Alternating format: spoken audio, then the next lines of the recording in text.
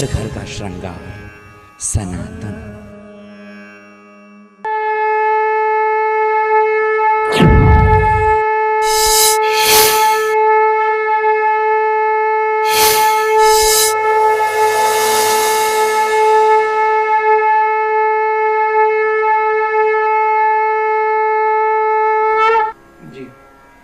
उसके निर्माण से जो प्रोग्राम बनेगा या उससे जो भजन अंतर में जिसको आप बाहर निकालने की चेष्टा कर रहे हैं, संभवतः अगले आने वाली जो कड़ियां हैं उसमें और स्पष्ट हो जाएगा हम क्या बताना चाह रहे हैं। चूंकि कुछ बाध्यताएं हैं हमारी जिस वजह से हम उसको नहीं खोल करके बता रहे हैं, लेकिन रवि जी महाराज अपने आप में एक उदाहरण है। दर्शक समझ रहे होंगे हम क्या कहना चाह रहे हैं जी। जोगी ठाकुर साहब अपने आप में एक सेल्फ एक्सप्लेनेटरी है, हमें बताने की कोई आवश्यकता नहीं है। चूंकि कार्यक्रम है द टैलेंट्स ऑफ इंडिया, हर व्यक्ति के अंदर एक टैलेंट है, एक प्रतिभा है। इस प्रतिभा को किस तरह से परिस्थितियां मिले, किस तरह से परिवेश मिले, किस तरह से दृष्टिकोण मिले, किस तरह से वो एक प्लेटफॉर्म मिले जहां पर वो अपना प्रदर्शन कर सके, तो सनातन टीवी ने एक वही प्लेटफॉर्म यहाँ तैयार किया हुआ है। और कौन बनेगा भजन सम्राट के रूप में जो हम 4 तरह के भजन, 5 तरह के भजन सम्राट को खोज रहे हैं। वैसे तो बहुत सारे अलग अलग ग्राउंड्स हैं, लेकिन मुख्यतः 5 हैं जो पहले से हमारे दर्शक साथी इस कार्यक्रम को देख रहे हैं उन्हें मालूम होगा। अगर और डिटेल में जानना चाहें तो इसके पीछे की जो कड़ियां हैं उनको यूट्यूब वगैरह पे आप लोग देख सकते हैं, समझ सकते हैं। दूसरा एक चीज और मैं बता दूं दर्शकों को कि इस समय जो स्क्रीन पर नंबर चल रहे हैं आप इनको नोट कर रहे होंगे। अगर आपको लगता है कि जो परिचर्चा इस समय यहाँ चल रही है आप उसमें हिस्सा बनना चाहते हैं, उसमें एक अपनी सहभागिता सुनिश्चित करना चाहते हैं, तो आप डायल कीजिए और आकर के अपने विचार हमारे साथ साझा कर सकते हैं।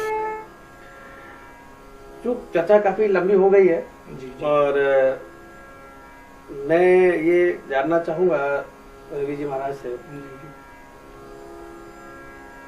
आपके मन में क्या योजना है अब तक, जो आपको जब से पता चला है कौन बनेगा भजन सम्राट एक कार्यक्रम सनातन टीवी पर आ रहा है और इसकी निर्माण की प्रक्रिया से भी अब आप जुड़ गए हैं, तो इस समय आपके मन में क्या भाव आ रहा है इस कार्यक्रम को लेकर के? आप दर्शकों के साथ कोई अपनी राय साझा करना चाहें इस कार्यक्रम को लेकर कि किस तरह से आपके मन में विचार है? कुलदीप जी, इसमें विचार अभी जो आपने सवाल किया बहुत अच्छा किया। हमारे मन में एक ही विचार चल रहा है कि जो भजन सम्राट का प्रोग्राम है, मालिक की कृपा रही तो पूरे वर्ल्ड में फेमस होगा और ये कभी रुकेगा नहीं, चलता ही रहेगा। तो हमारे तो मालिक से हम यही प्रार्थना करते हैं कि ऐसे ही चलता रहे और जितने भी टैलेंटेड हैं जिनको कहीं प्लेटफॉर्म नहीं मिलता तो सनातन टीवी पे आएँ और हमारे जो कुलदीप जी हैं उनसे संपर्क करें, क्योंकि इनके बारे में सारी क्या बताएंगे, जब आप इनसे मिलोगे आपको खुद ब खुद पता लग जाएगा। दूसरा हमारे दर्शक साथी ये भी जानना चाहेंगे रवि जी महाराज से कि आपका क्या योगदान रहेगा इस कार्यक्रम में, किस तरह से अभी तक आपके जो मन में है, बाकी का तो आगे जब चीजें डिसाइड होंगी देखा जाएगा, अभी आपके मन में क्या चल रहा है, किस तरह से योगदान की तो है भाई, हम तो साफ बोलते हैं तन मन धन सदैव हम आपके साथ हैं। रात को 2 बजे कॉल करें तो भी हाजिर हैं, बाकी जब आप आजमाओगे आपको खुद पता लग जाएगा। नहीं, आपका बहुत बहुत स्वागत है SLCPL प्रोडक्शंस में कौन बनेगा भजन सम्राट की कोर कमेटी में, सनातन टीवी के स्टूडियो में, सनातन टीवी के हम तो ये मान के चल रहे हैं कि सबसे बड़ी यहाँ पे भी हमारे सामने जो आए और जो हमारे कुलदीप जी हैं ये भी इनके भी इष्ट बालाजी हैं। सबसे बड़ी खुशी तो ये है और बालाजी खींच के लेके आए हैं यहाँ पे। तो मैं जानना चाहूंगा जोगी ठाकुर साहब से, चूंकि भाई ने बहुत ही कहते हैं कि भाव विह्वल कर देना, चूंकि जब जिसके इष्ट का आप जिक्र कर लें, जिसमें वो समाया हो, खोया हो, जिसमें उसकी सुध-बुध हो, तो फिर उसको तो वैसे ही ख्याल नहीं रहेगा वो कहाँ बैठा है, वो क्या कर रहा है, सब वही कराता जी। आपने वही स्थिति एक तरीके से बना दी है और मैं बालाजी महाराज को अपने इष्ट को ही नमन करते हुए और आपका बहुत बहुत स्वागत है सनातन टीवी के इस स्टूडियो में। जोगी ठाकुर साहब, हमारे दर्शक जानना चाहेंगे कि इस कौन बनेगा भजन सम्राट की कोर कमेटी में शामिल होकर के, जैसे रवि जी महाराज ने अपने विचार व्यक्त किए, आपके क्या विचार हैं दर्शकों के साथ साझा करना चाहेंगे? अच्छा लगेगा। अच्छा लगेगा बड़े बड़े लोग आए, छोटे छोटे लोग आए, और जो छोटे छोटे लोगों को भी बड़े बन जाए। बहुत बहुत बहुत। और हम चाहते हैं कि एक सैलाब चलता रहे और सैलाब कभी रुके नहीं। अच्छे अच्छे दिग्गज आने चाहिए और अच्छी अच्छी प्रतिभाएं आगे बढ़ती रहें। हम यही वो शुभकामनाएं देते हैं और आते रहेंगे, कभी ये सैलाब रुके नहीं आगे बढ़ने के। जोगी साहब, एक चीज मुझे मालूम है,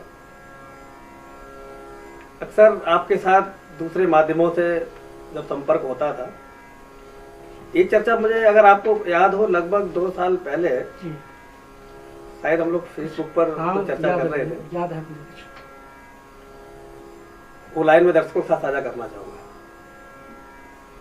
रामायण से है और उस समय की है जब प्रभु श्री राम, चूंकि रवि जी महाराज ने चूंकि याद दिलाई दिया है और संभवतः वक्त भी आ गया है, इस कार्यक्रम का पड़ाव भी है वो, और मैं चाहूंगा सेतु, राम सेतु, रामेश्वरम की अगर हम चर्चा ना करें जी, तो संभवतः आनंद की वो स्थिति, वो अवस्था जो पड़ाव की है कि जो आनंद की नदी आपके सामने से बह रही है, समंदर में मिलने के लिए आतुर है, और आप उसका ना आनंद लें तो उस नदी का कोई कसूर नहीं है। जी। तो हम चाहेंगे थोड़ा सा उस पड़ाव पर रुक करके वो आनंद भी लिया जाए। तो वो चर्चा मैं अपने दर्शकों के साथ साझा करना चाह रहा हूँ कि एक चर्चा आपसे हो रही थी उस समय कि विनय न मानत जलधि जड़, विनय न मानत जलधि जड़, गए 3 दिन बीत, बोले राम सकोप तब भय भी न होई न प्रीत। तो गोस्वामी तुलसीदास जी ने जब इस चौपाई को लिखा, उस समय उस चौपाई को लिखने के बाद गोस्वामी तुलसीदास जी ने लिखने से पहले क्या अनुभव किया और लिखते लिखते क्या अनुभव किया और लिखने के बाद क्या अनुभव किया, मैं चाहूंगा इस चर्चा को। और ये जो एक चौपाई, ये केवल चौपाई नहीं है, ये बहुत बड़ा भजन है। और किस तरह से बालाजी महाराज ने, मैं आपका बहुत शुक्रिया अदा करना चाहूंगा रवि जी महाराज, आपने मुझे रिमाइंडर कॉल दिया, आपने मुझे याद दिला दिया। और वो जो एक सेतु किस तरह से एक स्थापित हुआ, एक मिशन व्यवहारिकता में, जिसका एक बहुत बड़ा कह सकते हैं आप एक अनिवार्य, एक अवश्यभावी एक जो एक नियम है इस प्रकृति का, तो किस तरह से वो एक सेतु बनता है, इस चौपाई में गोस्वामी तुलसीदास जी ने एक रहस्य के रूप में पिरोया हुआ है। तो दर्शक जानना चाहेंगे, चूंकि आप एक एस्ट्रोलॉजर भी हैं और आपको कई देश ही नहीं विदेशों में भी आपको इस मामले में बुलाया गया और आप इस मामले में कई मेडल भी अर्जित कर चुके हैं, देश ही नहीं विदेश में भी आप बहुत चर्चित रहते हैं अपने एस्ट्रोलॉजी को लेकर के। तो चूंकि भजन सम्राट के इस कोर कमेटी में आप स्वयं आ गए हैं, तो अब इसका क्या भविष्य होगा ये तो मैं नहीं पूछूंगा, चूंकि जब आप स्वयं बैठे हैं हमारे साथ में कईयों का भविष्य देखने के बाद, तो निश्चित तौर से इसका भविष्य मुझे तो उम्मीद है उज्जवल ही होगा। तभी आपने देखा होगा कि इसमें और ताकत लगाई जाए। तो और इसका जो विशेष एक उद्देश्य है इस कार्यक्रम में आपको बुलाने का, वो यही है। और मैं चाहूंगा, हमारे दर्शक भी चाहेंगे कि वो जो चौपाई का अर्थ है, जिसको आप उस भजन के रूप में करते हैं, आप हमारे दर्शकों के साथ। देखो, भजन सम्राट में हम तो आ ही गए हैं,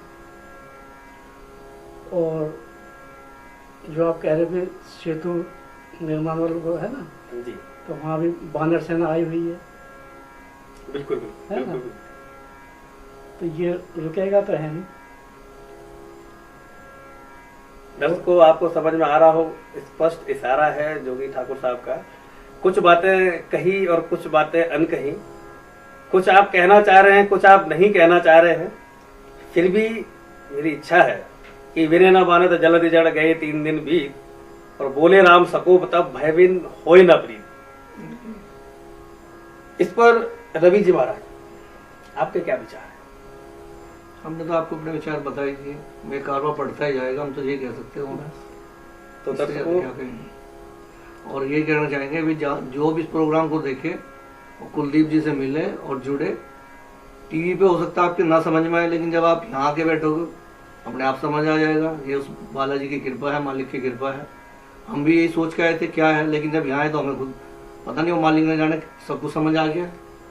तो दर्शकों, घड़ी की सुइयां इशारा कर रही है आपसे विदा लेने के लिए।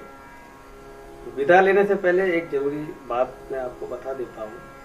जो भजन क्रांति का सूत्रपात सनातन टीवी के माध्यम से